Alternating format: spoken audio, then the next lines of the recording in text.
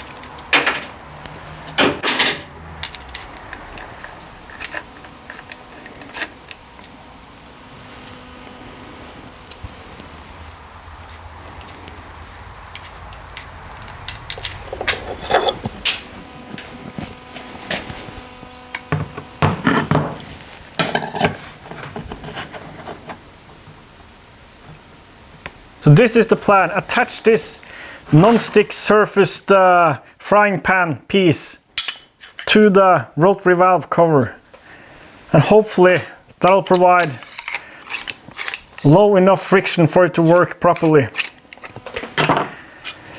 This side is the side with the most friction, should be at least, because this is where the pressure is, like there's pressure on this side of the valve. I'm not sure if it's necessary to do something like this to the other side, to the engine side. I think we'll assemble and try this first, and then non-stick the engine side too, if necessary. Unfortunately, this is all I've got for this video, because I've got some slight mental problems to attend to. Hopefully better next time. See you next time.